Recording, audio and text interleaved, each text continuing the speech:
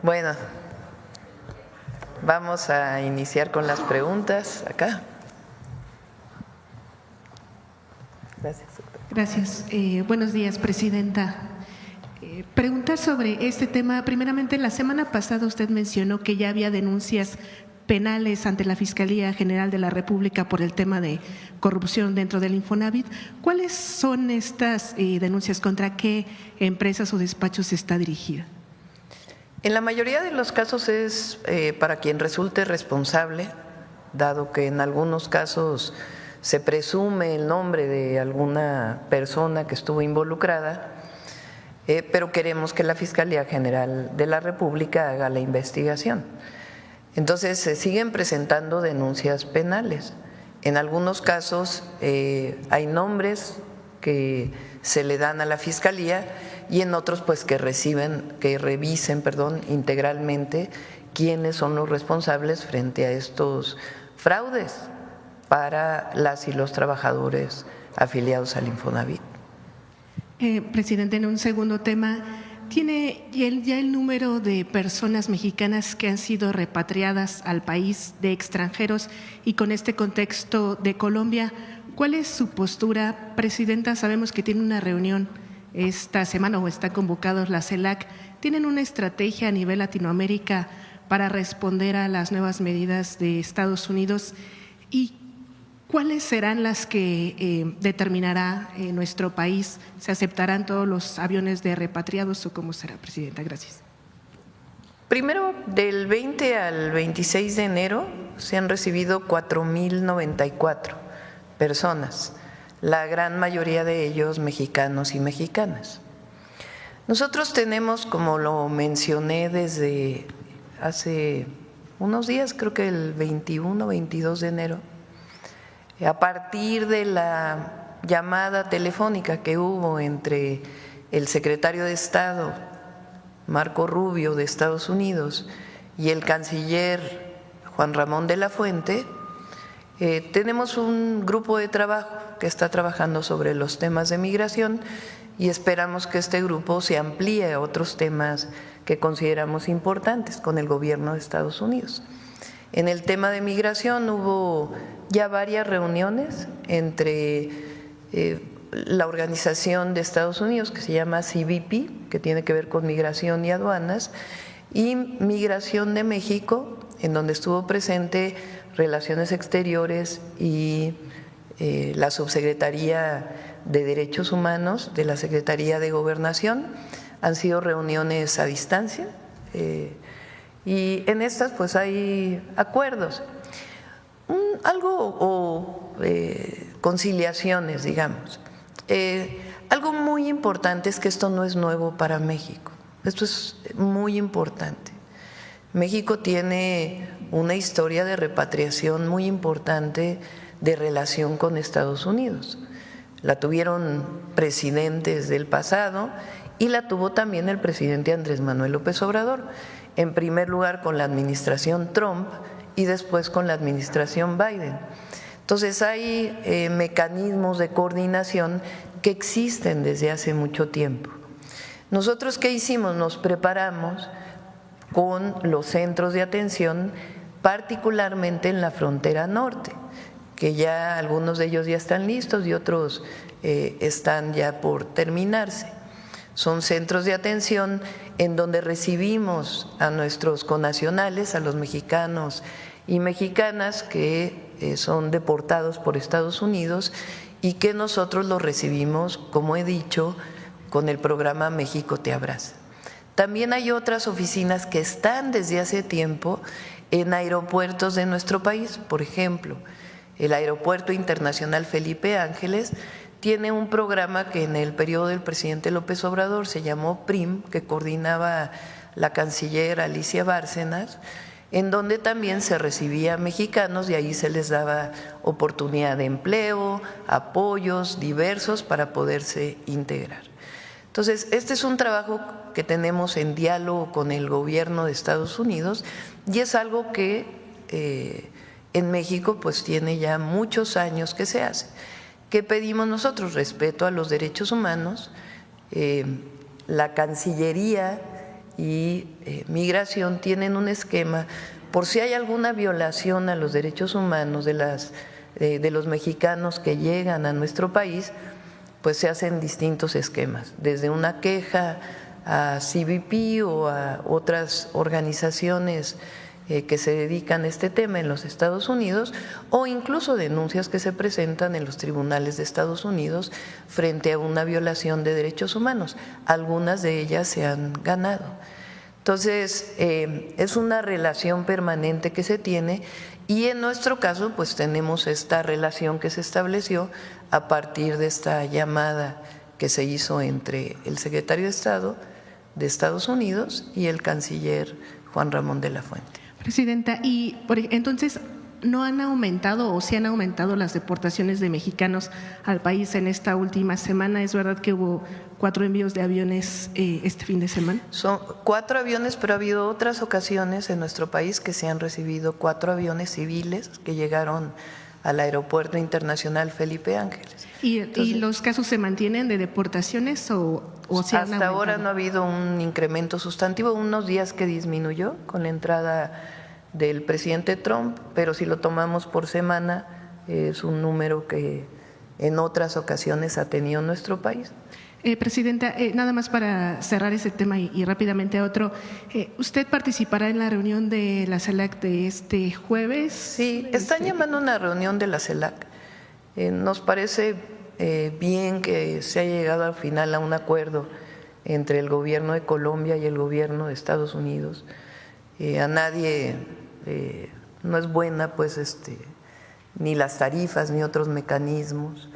Entonces, finalmente lo que entiendo es que ayer por la noche se llegó a un acuerdo entre ambos gobiernos, y eso es bueno porque finalmente debe prevalecer el diálogo, el respeto, que es lo que nosotros hemos buscado en la relación con Estados Unidos, el diálogo, el respeto, siempre con nuestros principios de defensa de nuestra soberanía, de defensa de las y los mexicanos en el exterior, de garantizar los derechos humanos de quien llega repatriado a nuestro país, y ahora en especial con este programa de México te abraza, en donde sea por razones de deportación o porque quieran venir a México, nosotros recibimos a las y a los mexicanos con los brazos abiertos siempre.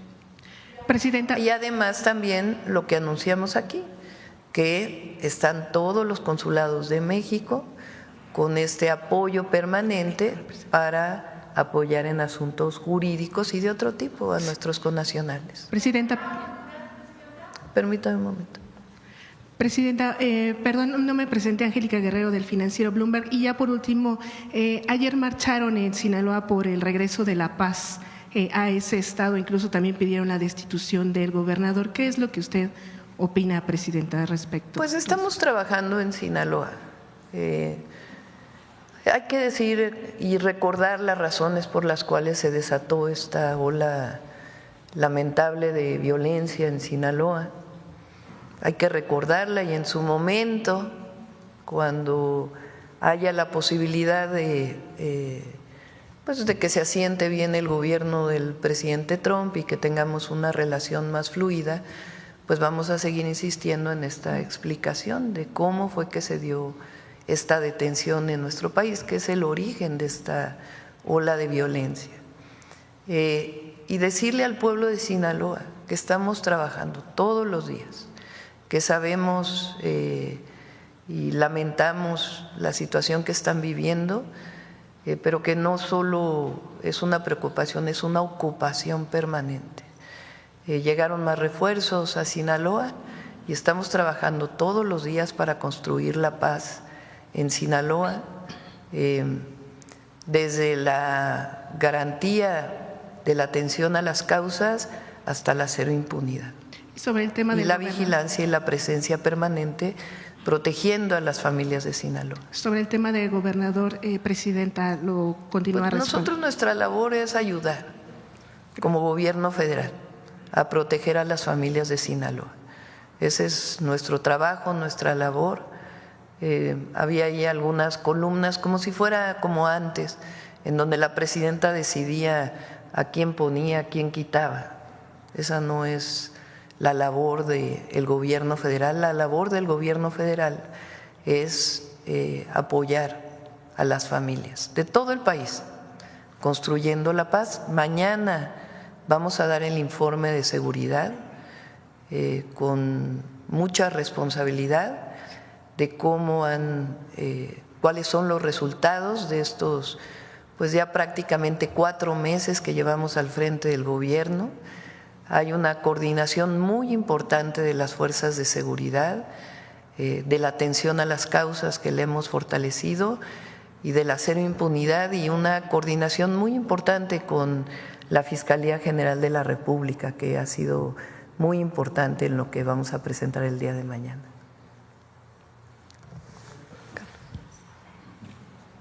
Doctora, buen día. Carlos Guzmán de 4 Media Telecomunicaciones, Veracruz. Pues consultarle a propósito de temas nacionales, pues está todo enfocado al tema de migración, pero también quiero consultarle este proyecto que está presentando la magistrada del Tribunal Electoral, Mónica Soto, respecto a pues, lo que está pasando en el desacato, porque finalmente es un desacato por parte de lo que es el Comité de Evaluación de Personas Juzgadoras del Poder Judicial, en el cual pues menciona que puede pedirle al Senado de la República que asuma esta atribución, y obviamente los que están en este comité del Poder Judicial como aspirantes o que se inscribieron no queden en el desamparo.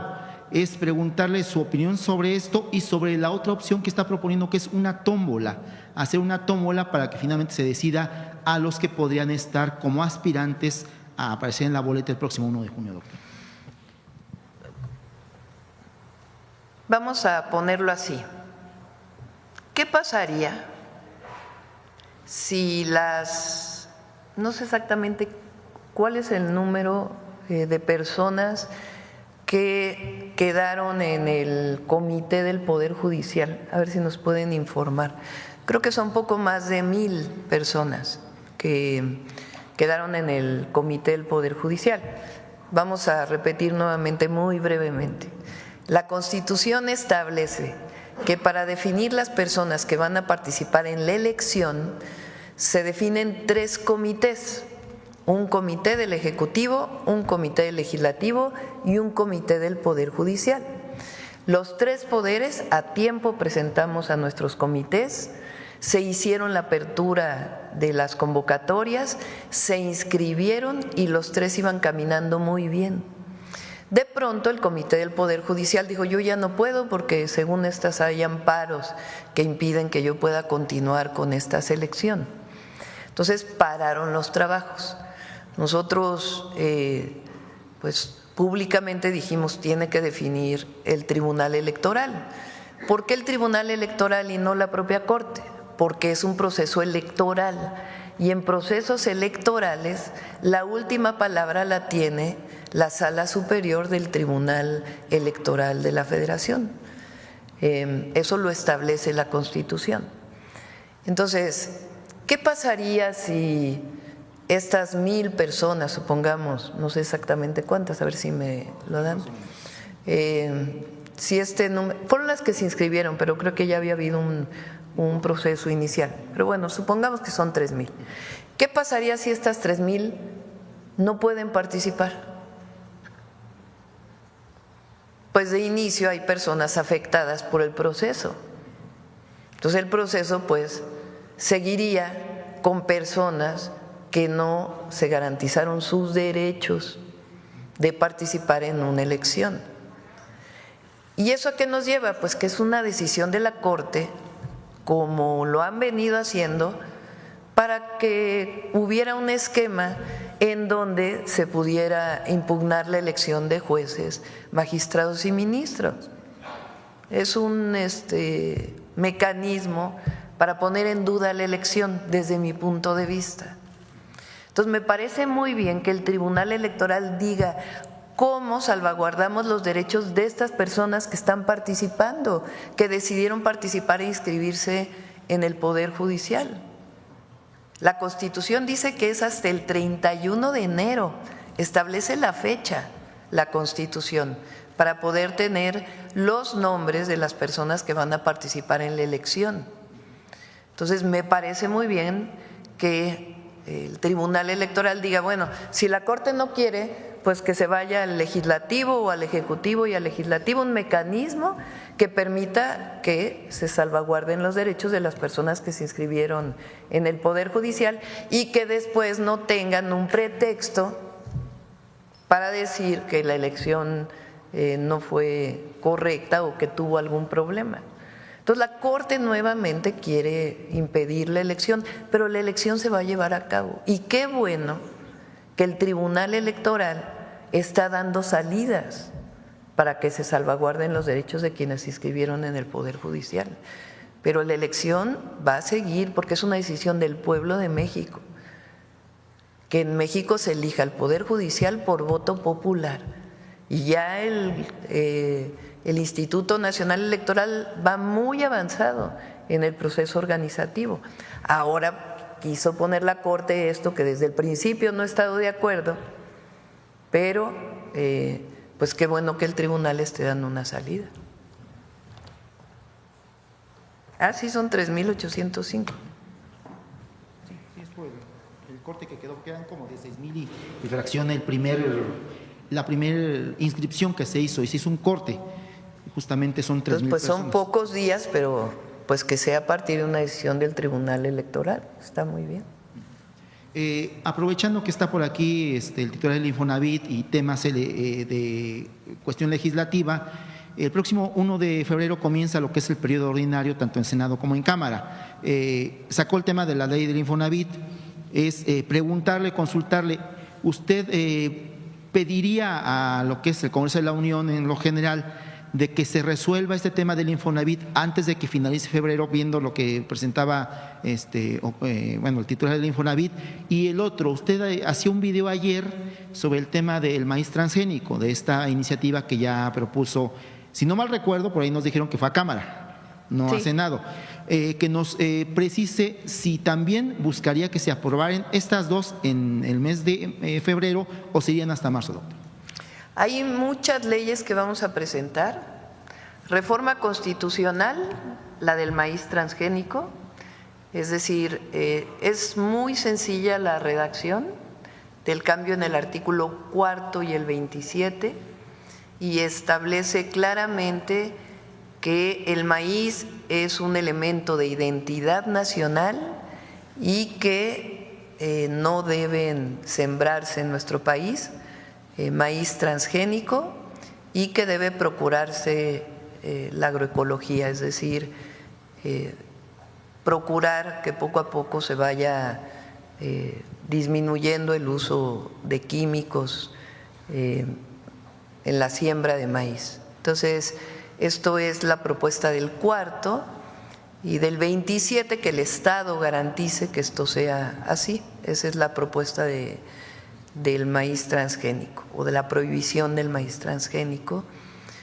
Ayer decía, el maíz surge en Mesoamérica, no es una planta silvestre, es una planta producto de la domesticación de las culturas originarias y de los primeros pobladores en este territorio. Es una planta que hoy se siembra en muchos lugares del mundo y es un símbolo de la identidad nacional por muchas razones, no solamente porque es el elemento fundamental de la alimentación de las y los mexicanos, sino que además es producto cultural de esta domesticación que se hizo de plantas silvestres, como es el caso del teocintle. Entonces, es muy importante esta reforma, es un tema de identidad y de resguardar nuestra biodiversidad. Y por otro lado, vamos a presentar el de la no reelección y contra el nepotismo.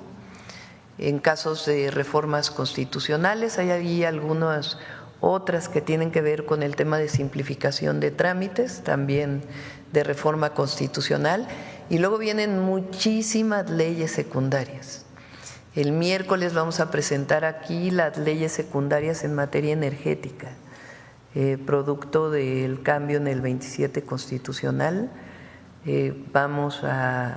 Son reformas muy trascendentes para el fortalecimiento de Pemex y de CFE, y de establecer muy claramente en dónde puede haber participación privada y cómo, además de la simplificación de muchos temas y también de normatividades que permitan, en el caso de importación de combustibles, darle el seguimiento permanente y la trazabilidad desde la importación hasta el uso de combustibles en las gasolineras. Son varios decretos, desaparece la CRE, desaparece la CNH, como ya se estableció en la última reforma constitucional, que lo sustituye. Todo esto viene en las reformas energéticas. En cuanto a la ley del Infonavit, sí esperamos que sea aprobada en las primeras semanas de febrero. Parece que hicieron ahí una, en atención, como debe hacer el Congreso, de una consulta, tanto a trabajadores como empresarios. Entonces ya la Cámara de Diputados tiene que informar, pero en esencia es la ley que planteó el Infonavit, que será aprobada en las primeras semanas de febrero. Y ya para terminar, pues, se le consultaba hace un ratito sobre el tema de la CELAC. Esta reunión, todo parece indicar que sería virtual, pero si nos precisa, por favor, si va a ser virtual. Vamos a esperar, le pedí al canciller que averiguara exactamente lo que sabemos nosotros. Tuvo ayer algunas conversaciones, el canciller Juan Ramón de la Fuente. Nos vamos a ver hoy en un rato, damos seguimiento permanente, en particular al tema de la migración y la repatriación de las y los mexicanos, y ahí vamos a ver este tema de cómo está planteada la reunión de la CELAC y si participaría personalmente o a través del canciller o de algún otro compañero, para ver pues cuáles son las consideraciones de esta reunión. Acá. Presidenta, doctora Claudia Sheinbaum, buenos días. En relación al tema de Colombia-Estados Unidos, anoche, mientras el gobierno de Colombia decía que había superado el impasse con Estados Unidos, la Casa Blanca también emitió un comunicado en la que decía que América era respetada otra vez. A mí me gustaría preguntarle a usted, tomando en cuenta que ha tenido resultados en la relación con Estados Unidos, hasta Trump habló de lo bien que le va con México, ¿qué recomendación usted daría para la región, independientemente de las posturas de cada gobierno? ¿Qué usted recomendaría a América Latina? Porque a final de cuentas todos están padeciendo de esta situación de la repatriación. No hago recomendaciones. Yo creo que cada país tiene su esquema de organización, de relación. Creo que lo importante, como lo dije desde el primer día, es actuar siempre con la cabeza fría, defendiendo la soberanía de cada país y el respeto entre las naciones y los pueblos. Eso es muy importante. Y con América Latina pues siempre vamos a mantener una relación. Nosotros tenemos un tratado comercial con Estados Unidos. Recuerden que nosotros tenemos, hay quien habla de 39 millones de mexicanos y mexicanas de primera, segunda, tercera generación en Estados Unidos. Somos países vecinos, la relación con Estados Unidos es especial. Ayer dije, ni México ni Estados Unidos nos vamos a ir a ningún lado. Y estamos obligados a tener una buena relación, siempre en la defensa de nuestra soberanía y del respeto a las y a los mexicanos, y siempre buscando pues la coordinación, el respeto mutuo, el diálogo entre nuestras naciones. Y con América Latina pues siempre nuestra solidaridad, nuestro apoyo. Somos parte de esta región inigualable por sus recursos, por la cultura. Nos unen muchísimas cosas con América Latina. Entonces, pues más que recomendaciones, que no soy yo para dar recomendaciones, pues es establecer una relación de respeto entre las naciones, que además, por lo demás, es parte de nuestra Constitución y nosotros estamos siguiendo los lineamientos de la Constitución de México. Le preguntaba eso porque muchos expertos decían que lo sucedido ayer el final de la negociación entre Colombia y Estados Unidos no sentó un precedente muy positivo, que digamos, para América Latina. Pero también le quería preguntar, Presidenta, si existe ya un acuerdo con Estados Unidos de cuántos aviones se van a recibir con repatriados al día, y por otra parte, en relación a los migrantes que va a recibir México que no son mexicanos, si se conoce cuántos vendrían, cuánto tiempo permanecerán en México, quién paga su manutención, su traslado a sus países. Es el diálogo permanente que tenemos, no todo está definido. Y repito, hay coordinación desde hace mucho tiempo entre Estados Unidos y México. Recuerden pues que somos vecinos, que hay una historia entre México y Estados Unidos. Hubo una coordinación que se estableció entre el presidente López Obrador y el presidente Trump en su momento, después con la administración Biden, y ahora nos toca a nosotros la primera parte de la administración, o la última parte de la administración Biden y la primera parte de nuestra administración, y ahora la coordinación con el gobierno del presidente Trump. Entonces, hasta ahora ha sido una relación de respeto, de coordinación, de diálogo permanente, mucho diálogo, mucha comunicación, y en estos días se van a seguir estableciendo acuerdos, repetimos, siempre con el respeto que vamos a pedir a nuestra soberanía y buscando la mejor coordinación posible. En el caso de personas que no son mexicanas y mexicanos, también hay coordinación previa, y Estados Unidos está teniendo una comunicación también fluida con otros gobiernos, particularmente de Centroamérica. Centroamérica, por ejemplo, las constituciones de Centroamérica, no sé si de todos los países, pero de algunos, como por ejemplo Guatemala, establece que cualquier centroamericano debe ser aceptado en Guatemala. Así tienen otros países de Centroamérica. Entonces ellos establecen, con base en su soberanía, su coordinación con el gobierno de Estados Unidos. Entonces tenemos un mes de la toma de posesión del presidente Trump a la fecha, y estamos en diálogo permanente, y también ellos están en diálogo con los países centroamericanos. Entonces, no es que tengamos ya una coordinación totalmente definida, pero estamos en diálogo, que eso pues es fundamental y muy importante. Perdón, Presidenta, olvidé decirle, y me están recordando, soy Aisa García del canal Telesur. Una última pregunta, es un tema que ocurre en Europa. Ayer hubo una multitudinaria manifestación, protesta en Alemania en contra del fascismo, dado que se están dando signos inequívocos de resurgimiento, sobre todo después de lo que hizo Elon Musk en Estados Unidos, un día después que Donald Trump tomó posesión. ¿En México hay preocupación de esto? ¿Ustedes se han planteado algo, cómo combatir y enfrentar si surge algo así en México? La organización del pueblo. Lo mejor, ayer yo estoy realmente conmovida de este fin de semana. El pueblo de México es un pueblo no generoso, generosísimo, solidario, fraterno. La recepción que tuve llegamos a Oaxaca, fuimos a inaugurar la carretera Mitla-Tehuantepec, de ahí fui a Guajuapan de León, que es pues uno de los centros, porque no solo hay un centro, sino uno de los centros de la Mixteca oaxaqueña. Ahí bajamos a Santiago Juztlahuaca, que fue uno de los lugares donde durante mucho tiempo estuvo el general Lázaro Cárdenas del Río. El general tenía una relación muy especial con el pueblo mixteco. De ahí bajamos a la región Triqui y después hacia la costa, a Pinotepa Nacional, y de ahí fuimos a Puerto Escondido. Fue una gira de muchas horas en vehículo.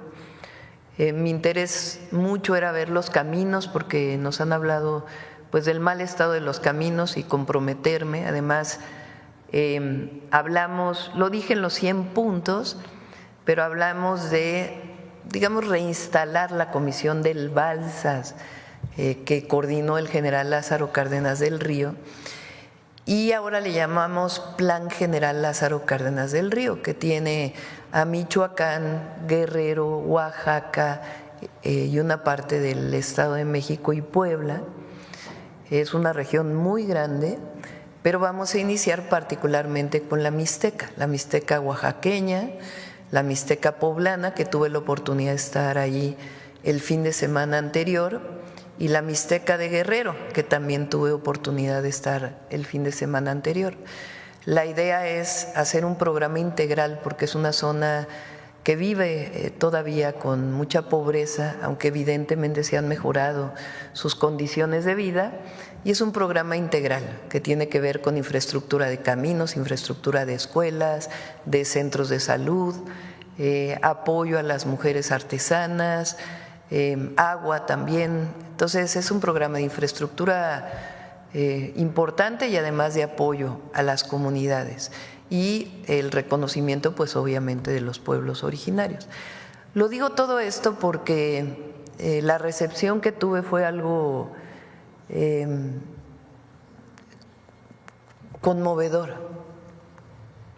La verdad es que se salen las lágrimas de esta generosidad y de este recibimiento que tuvimos. Y por eso lo mejor siempre es nunca separarse del pueblo, nunca. Nosotros llegamos aquí a servir al pueblo de México. Ese es nuestro mandato, por encima de todo. Y eso es lo que va a permitir que siga la Cuarta Transformación. Cumplir la honestidad al frente en todo, en nuestros principios, en nuestras bases, en lo que representa la lucha histórica de donde venimos. Todos los compañeros que están aquí hoy venimos de esta lucha. Nos conocemos con Octavio, con Edna, con Rodrigo, con Rocío, con todos, con Iván. El otro día decía que cuando fui vocera de la campaña del presidente López Obrador en el 2006, yo salgo del gobierno de la ciudad y me pide entonces el candidato López Obrador que pueda ser su vocera porque estaba toda esta campaña del peligro para México. Y entonces pues yo había participado en medios de comunicación, entonces no había las redes sociales que hay ahora, pues eran los medios comerciales esencialmente. Entonces salgo del gobierno y me entrenan 2 personas para poder hablar en los medios, que son Rosa Isela e Iván. En aquella época, cuando denuncia el candidato López Obrador en el 2006 aquellos contratos que había hecho el cuñado de Calderón, Hildebrando, ¿no? Zavala, con el INE, con la Secretaría de Energía, con quien trabajo eso para poder ser vocera de eso fue con Octavio Romero. Si nosotros venimos de una lucha con Edna cuando estábamos en el gobierno de la ciudad, que me tocó coordinar la construcción del segundo piso, ahí en Onualco, en Alfonso XIII, que es la parte que está abajo de una parte del segundo piso que da la vuelta. Había muchísimas viviendas muy precarias y con quien me toca trabajar para hacer esas viviendas a través del Instituto de Vivienda es con Edna y con nuestro compañero que falleció ya y que queremos mucho, David Cervantes. Entonces, nosotros venimos de un movimiento social. Entonces, mientras no perdamos esos principios, las causas que dieron origen a nuestro movimiento, la defensa de nuestro pueblo, la cercanía con nuestro pueblo y el servicio al pueblo, y que el recurso público es para el bienestar del pueblo, y que la corrupción no puede tolerarse. Mientras sigamos con eso y en la cercanía del pueblo, la Cuarta Transformación va a seguir, porque no hay divorcio entre pueblo y gobierno, somos uno solo. Entonces eso es lo que tenemos que seguir haciendo. Todos los gobiernos estatales de nuestro movimiento, el gobierno federal, por supuesto gobernamos para todas y para todos, pero por el bien de todos, primero los pobres.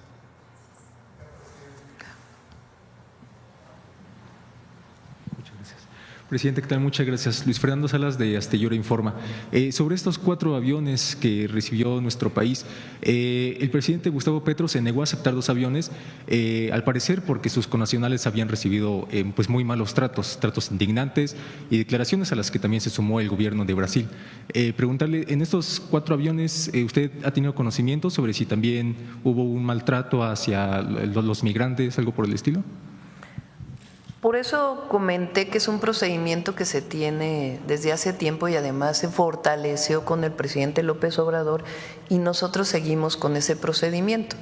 Llegaron aviones civiles al Aeropuerto Internacional Felipe Ángeles y ahí hay un procedimiento, un protocolo en donde a cada compatriota que llega se le pregunta si tuvo alguna violación a sus derechos humanos.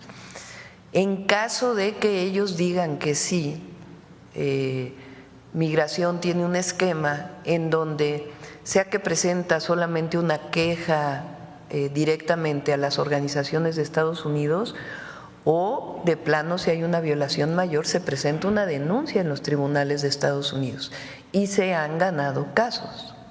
Entonces, por eso el planteamiento que hago de que coordinación, diálogo, respeto a las y a los mexicanos y defensa de nuestra soberanía en el marco del respeto de 2 naciones. Y en caso de que se presente una circunstancia de este tipo, pues entonces se presentan las denuncias correspondientes. Muy gracias. En otro tema, el día de hoy el periódico The Wall Street Journal publica una nota en donde asegura que un alto funcionario de la administración de Donald Trump pues dice que el mandatario estadounidense, tras esto sucedido con Gustavo Petro, ha visto en los aranceles una forma muy buena de negociar y pues también un castigo ejemplar para los países que no se adhieran a sus intereses.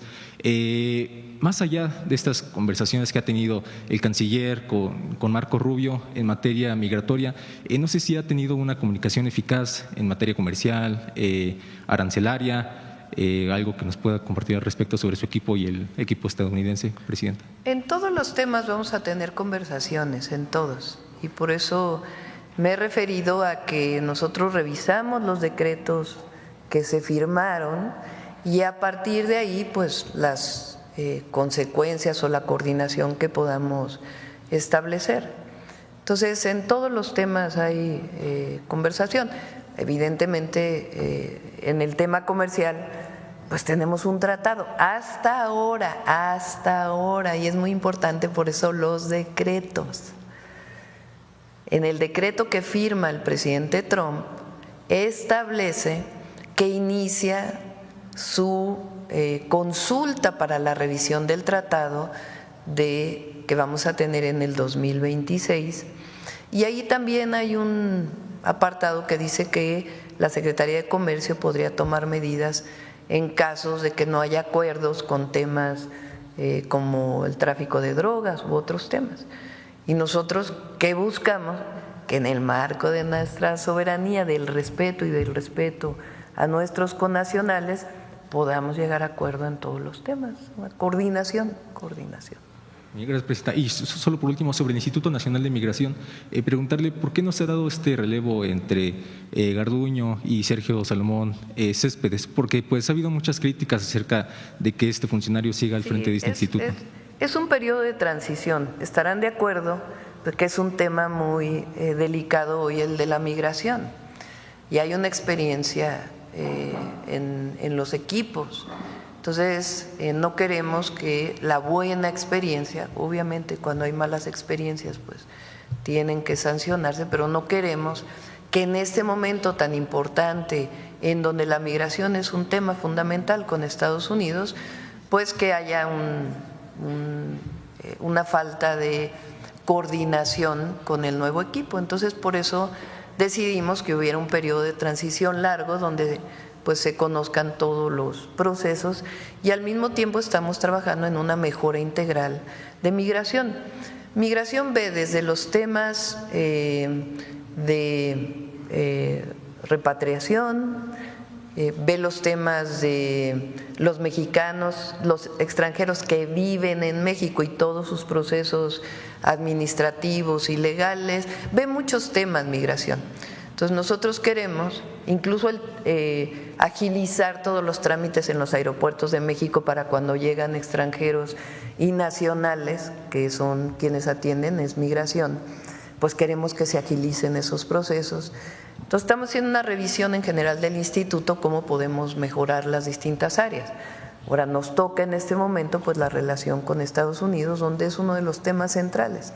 Entonces por eso queremos pues que haya una transición en este proceso y no se pierda pues la información muy importante que tiene en este momento el Instituto de Migración. De igual manera, por ejemplo, yo agradezco mucho que Rosa Isela estuvo en la Secretaría de Seguridad, pero Arturo Medina es el subsecretario de Derechos Humanos y tiene muchos temas muy importantes en gobernación que él le ha dado seguimiento, entre otros por ejemplo, que también es importante. Entonces, por eso cuando hay transición entre dos personas, dos equipos, pues es importante que no se pierda. Y es lo mismo, la gran virtud entre nuestro gobierno, que representa un movimiento y un proyecto político, es que nosotros reivindicamos la continuidad. Claro que hay cosas que pueden ser distintas, pues las personas somos distintas, hay temas, por ejemplo, que a mí me parecen fundamentales o que yo considero importantes, el tema de las mujeres, el tema ambiental, de las fuentes renovables de energía, otros temas a los que en mi administración pues se les va a dar importancia, que a lo mejor en el periodo del presidente López Obrador tenían una visión distinta, aunque se hizo la planta más grande de Latinoamérica de energía solar, que está en Puerto Peñasco. Pues digamos, las personas tenemos un carácter distinto. Yo nací en la Ciudad de México, el presidente López Obrador nació en Tepetitán. Yo estudié física, él estudió ciencia política, pero en esencia el proyecto, nosotros reivindicamos su continuidad, y yo cuando fui a pedir el voto popular, cuando era candidata, dije, va a haber continuidad en la Cuarta Transformación. Creo que no había habido en la historia de México un presidente que reivindicara la continuidad, menos una presidenta, ¿verdad? Porque nunca ha habido presidentas. Entonces la oposición nos critica de que cómo, que hay continuidad, que debería de haber ruptura, pues, ¿por qué? Si venimos luchando en el mismo movimiento desde hace años. Entonces, y en particular en las personas, pues buscamos que haya estos procesos de transición cuando hay cambios que nos garanticen que las cosas siguen funcionando bien. Muchas gracias, presidenta.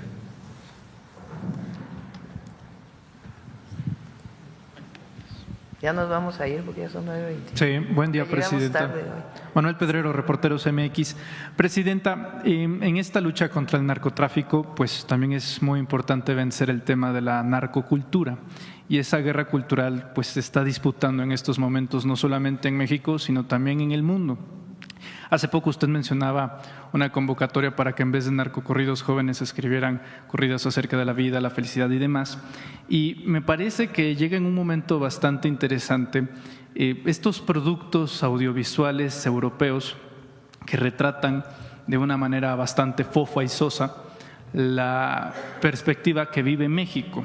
Y es que a través de un audiovisual francés se ha vuelto a reforzar el prejuicio de que en México el narcotráfico tiene que ser vanagloriado, de cómo, entre otras cosas, estos prejuicios racistoides de que nada más están temas de aguacates, tortillas y demás, y que desgraciadamente está siendo convalidada a nivel mundial con estos certámenes de premiaciones y demás. La pregunta iría en dos sentidos. La primera, por la película. Así es, digo, para evitar publicidad, sí, que de verdad no merece ninguna. La pregunta sería en dos cuestiones. Una, su postura sobre cómo evitar que a nivel mundial pues se siga con esta cantaleta de que en México se vanagloria el narcotráfico y demás. Y en una segunda, para el titular de Profeco, Iván Escalante, porque justamente debido a este audiovisual, una cadena comercial de cine fue denunciada a través de millones de mexicanos por una falsa garantía de calidad de películas, a lo que ha llevado que en realidad es un modelo de estafa, a lo que en realidad es un sello de recomendación. Entonces, preguntarle en este caso a usted su postura sobre este asunto y al titular de Profeco, el señor Escalante, sobre si ha avanzado en alguna investigación sobre este asunto.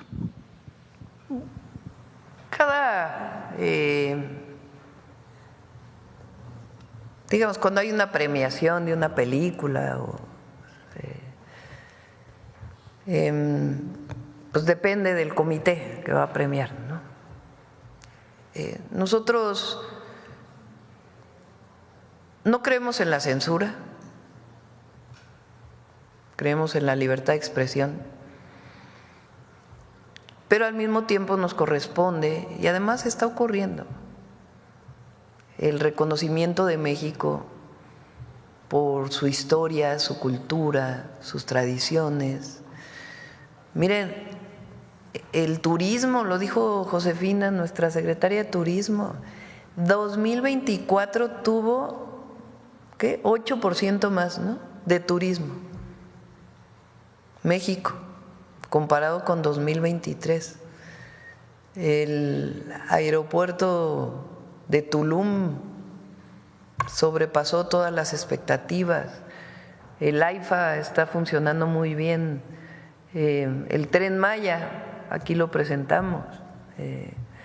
Entonces, yo creo que se sabe, no llegaría este turismo si hubiera otra imagen de México.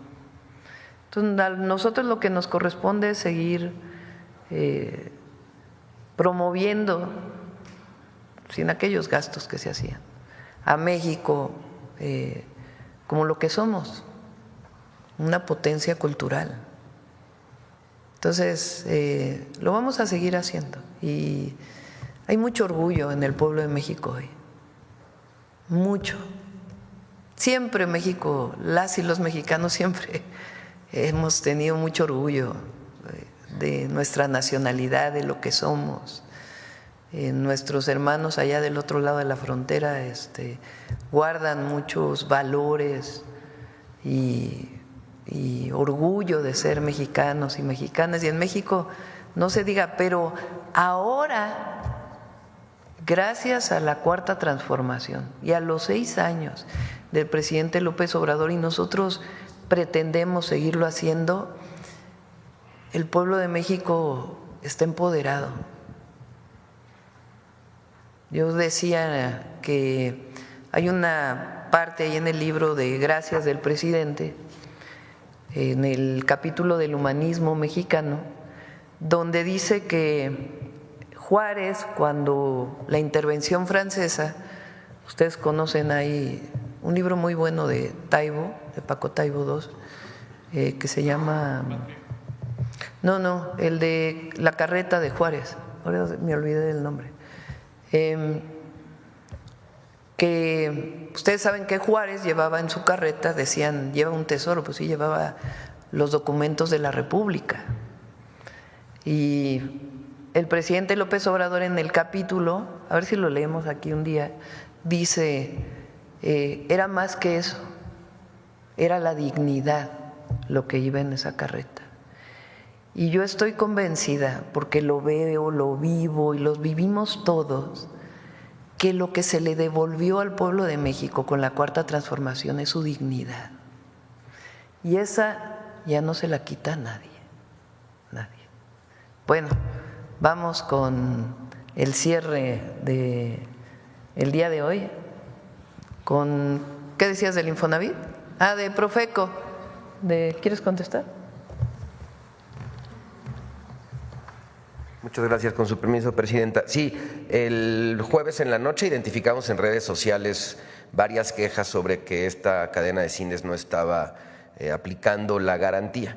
Nos pusimos en contacto de inmediato con la empresa y lo que nos dicen ellos que era una garantía, que lo manejaban como una campaña para recomendar ciertas películas, pero que efectivamente, como tenía mucho tiempo y que no había generado la mayor problema, pues que le dejaron el tema garantía, pero no tenían capacitado a su personal de cómo hacer efectiva esta garantía. Entonces, lo que nosotros hicimos es, con base en el 77 y 78 de la Ley Federal de Protección al Consumidor, que establece que el término o palabra garantía tiene que ir acompañado por una póliza donde se establezcan los términos y condiciones de dicha garantía, fue buscar a la empresa para decirle: o le retiras el término garantía y le pones recomendación, o nos das una póliza en donde se garantice o que se diga qué es lo que le vas a dar a las personas consumidoras